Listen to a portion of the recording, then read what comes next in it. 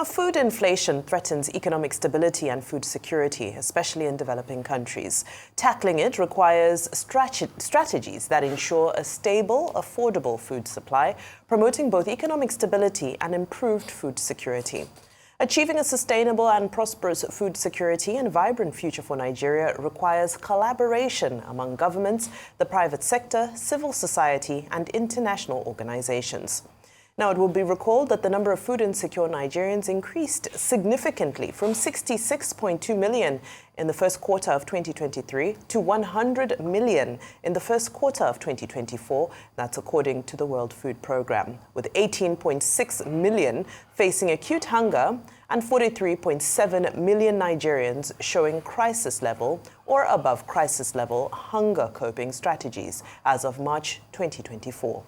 Well, joining us now on the show as we look at how to achieve a sustainable and prosperous food security and a vibrant future for Nigeria amid the current economic hardship is Michael Oglegba, Commissioner for Finance, Benue State. Good morning, sir, and welcome to the program. Good morning. I'm glad to be here. Well, Mr. Oglegba, thank you for joining us. Well, you are from a part of the country that is considered the food basket of the country. Part of the food basket, that is. Well, the question this morning is how? During the Buhari administration, we heard about food security. During the Tinubu administration, in the last 18 months, we have been told everything will be done to ensure security. Even the National Security Advisor says a lot has been done. But the question still remains, how do we put food on the table so that we're not running a rice economy where Mrs. Tinubu's renewed hope initiative is the only hope we're looking forward to have rice as Christmas is approaching? How? What strategies? All right. First of all, there are some disheartening statistics about how much the average family spend on food in Nigeria. The world over, if you spend 10–20% of your income on food, that's acceptable limits. In Africa, it's as high as 60%. Now, with food inflation, it threatens everything. And you know, with the lack of disposable income comes the penchant for one to commit crime. Insecurity will increase. So there's a direct correlation between food insecurity and physical insecurity. Now, for us to tackle this problem, you know, when governments sit to discuss food insecurity, the land is vested, control of the land is vested in the states. Now, the local governments actually are in possession of most of the land in the country. So you don't do those kind of discussions without them in the room. That's the first problem. So you need to get everybody, the states, and especially the local governments in the room when you discuss. Let me take Benue State, for example. We are undisputably when you spoke earlier, we are undisputably the food basket of the nation. Now, we are responsible for, Nigeria is responsible for 70% of, for example, yams in the world. And we produce 50% of that. Unfortunately, between production and the use of the product or its sale, we lose 40% of that as post-harvest losses. Now, just look at it. If you can contain post-harvest losses alone, you can improve the food supply on the table of actual Nigerians. You can actually reduce the cost, the average cost, because you have increased the supply. If you can get more people to simply get back to the farms, you can get that done. And imagine this, we've done this over the past few years when we are farming with cutlasses and hoes. Now, the Benue State government has embarked on massive mechanization of its processes, from land clearing, which is the most expensive portion of a farmer's quest to farm, to mechanization, provision of tractors and all that. Improve seedlings, improved processes. So those are the things that must happen. Let me take you through a story. If you had a typical graduate in Nigeria today, and you asked him, what do you do? And in Benue State, for example, he will tell you, I'm farming, waiting until I get a job. I'm awaiting that job. I mean, it should be that farming should be so profitable that once you get your hands on it and you start it, you stay there and just improve your income from that process.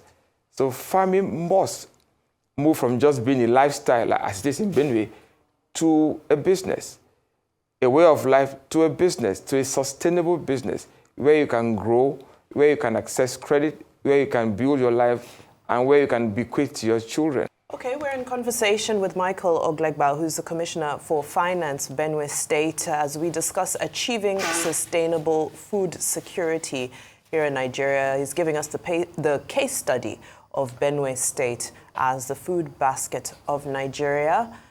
We've had a technical issue, so I believe we'll take a short break, and when he returns, we'll continue the conversation.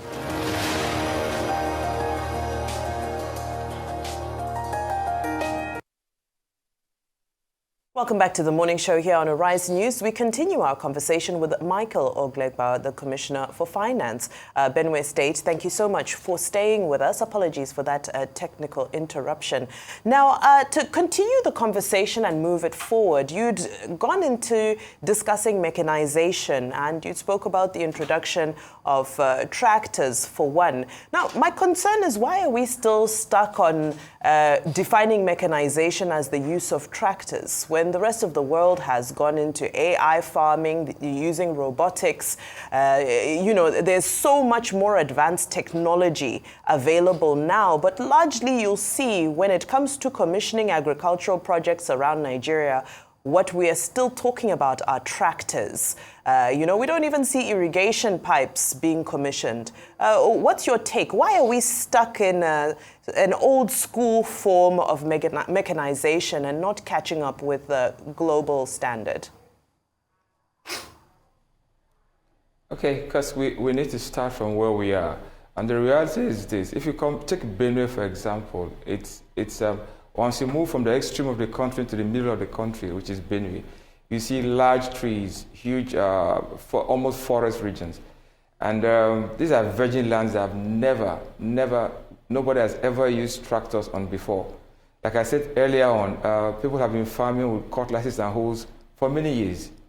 So the first thing you do is land clearing. Remove the trees that inhibit the movement of tractors. It is after this that you can put in other things. You are absolutely correct. You cannot have wet season farming and expect to be self-sufficient in food production. We must have irrigation. We must farm all year round. Dry season farming must become the norm. So when I say mechanization, I'm not just talking tractors. I'm talking improved seedlings. I'm talking tractors. I'm talking hand tillers. I'm talking... do you know that even if you don't space your maize seeds accurately, you don't get the accurate yield? These are things that we've taken for granted for many years. If you plant the same seed from last year's harvest of maize, your yield will be poor. So there's what they call the F1 generation that must be planted. These are things that we had overlooked over the years. So so if you introduce all these, you can't make progress. It is after you've done that you now begin to... AI simply means that you do what you're doing more efficiently using technology, not using human and using smart technology. So we need to start somewhere. And that's what I've advocated for. That's what Benue State is advocating. That's what Benue State is doing. Okay. So we are getting in... Yep. Okay, Commissioner, thank you so much. I mean, it's good you were talking about, things like the first filial generation of maize, second filial generation, F1, F2. That's good conversation. Yeah. I want to know from you, Benue State has comparative advantage in sweet potato. How many tons are you doing in a year? You have advantage in mango. You have advantage in citrus. You have advantage in tomato and other crops and yams. How many tons? Can you just give me the tonnage of all of this crop? Sweet potato, tomato, mango, everything in a year that you are doing. How many tons are you producing now? All right. Okay. So let's take it one after the other, right? Benue State, like I said, is the highest producer of yam, highest producers of yam in the country. 51% of the yams produced in the country are consumed in Benue State. How many tons of yam? How many tons of yam are you doing in a year? Unfortunately. How many tons of yam are you doing in Benue? Okay. That's where I'm coming to. Now, the problem we have in Nigeria as a country, and as you know, is that when you come to statistics, we can only give you good guesses as to how much is produced. And the reason is simple. You're not selling it, you are consuming a lot of it, and it becomes a problem. So last year, they did an aggregate census for animals. Thank God that has been done. No, how many now, tons? For plants, tonnage. You have a tonnage of what you are producing in a year. How many tons of yam, of mango, of tomato, so we can know the outcome threshold. That's all I'm saying. I want to match the tonnage you are producing with all the interventions that you've made for agri. How many tons of yam are you producing? Have you produced last year or this year? In Benue State. Okay, that's where I'm coming to, right? Now, the tonnage of yam produced to get an accurate number of the tonnage of yam is what I'm coming to, right? Now, when you have a situation where citrus, for example, right? Citrus, we produce hundreds of tons of citrus. However, citrus that is consumed and sold is not measured in such a way that to give you the accurate tonnage. Now, what we've done is to get in the data for tonnage of citrus, mangoes, and yam. Being the highest producers of yam doesn't mean that. So hang on a minute. Hang on a minute, Commissioner. A huge gap. So, Commissioner, so you are Commissioner of Finance in the sir. state, and I'm asking you your state agricultural assets. I'm asking you, how many tons of yam do you have? You have not told me. I want to know. So if I'm an investor watching, I want to invest in the yam ecosystem in Benue State, and I'm saying, how many tons of yam are you producing? What are you going to tell me? How many tons of yam, citrus? I just want to know the numbers. That's all I want to know. You're Commissioner of Finance. These are part of your agri assets in your state. Tell me. Okay, so let's start with yam, which is the most. So last year we increased tonnage of yam produced because of the interventions that we've had. Okay, we measured fertilizer input and all that. Now we moved that production by about 10,000 tons. What's the exact tonnage you produce? You said you move it by 10,000 tons. What's the exact tonnage you produced? Not by how much you moved it, the exact tonnage of yams you produced last year. Okay, like the measures we've had, right? And I hope these figures are accurate because a lot of it is produced and used locally, right? And so if you have 100,000 tons of yams produced, that's a lot, right? Okay, so you're saying it's 100,000 tons of yams? Is it 100,000 tons of yams you produced last year? It is, like I said to you, right? Because a lot of the statistics is still in its infancy.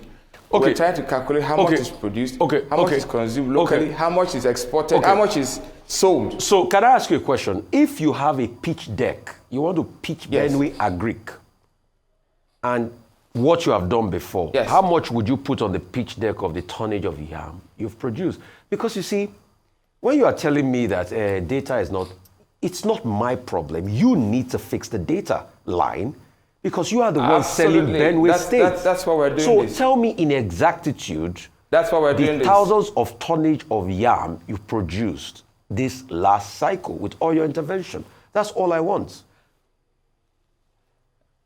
So this is what we've done. We have a market called the Zakibian market. It's the largest in the world. So what we've done is to go to Zakibian market, how much tonnage of yam was brought in for sale this year, and use that to as a smart way of determining the tonnage produced the year before, right? And I told you that the movement of 100,000 tons is based on what we determine from those points of sale that we would calculate it. I can use that actually. I can say, for example, last year, Benue State government gave fertilizer. Let me give you an example, right? Let me tell you this, right? No, before you go, real quickly. Yep.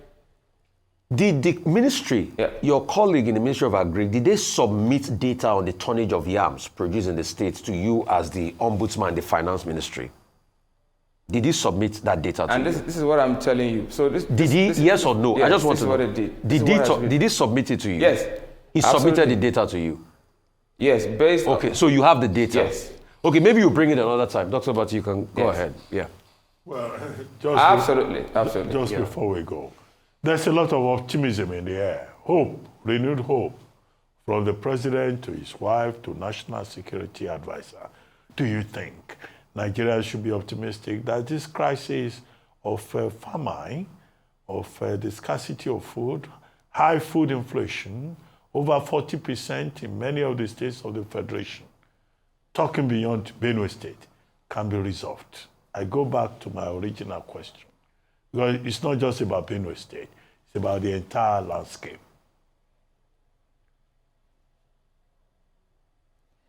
The optimism is not misplaced, and I'll tell you why.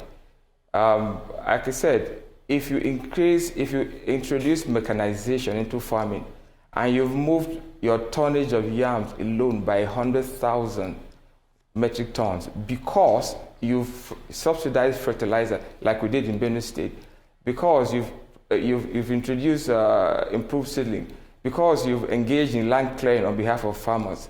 Imagine what will happen if this becomes more widespread. I'm aware that Niger State is doing a similar thing. I'm aware that other states too that have the comparative advantage are also engaged in this. So there's hope. It's not misplaced. And all along the value chain, it's not just that yams are produced. We are thinking of how to add value to the yam so that you can reduce the 30-40% that is being wasted. Commissioner, for example, you can use that to feed animals. Commissioner Oglegba, yes, sir. Sorry to interrupt you. Yeah, it's easy to say there is hope. And I agree with you that Idris Bago, I think that's his name, the governor in Niger State, is also doing a lot in terms of mechanized farming. But we're not talking about movement. We're not talking about motion. We're talking about concrete results. How soon do you think that we'll get to a point when Nigerians will be able to buy a bag of rice that was about 1,500 naira in 2014, 2013? Now a bag of rice is over 100,000. How soon are we going to turn the bend? Do you have any idea? Okay, so you put... I have some good guesses because we've done our maths, we've done the calculations.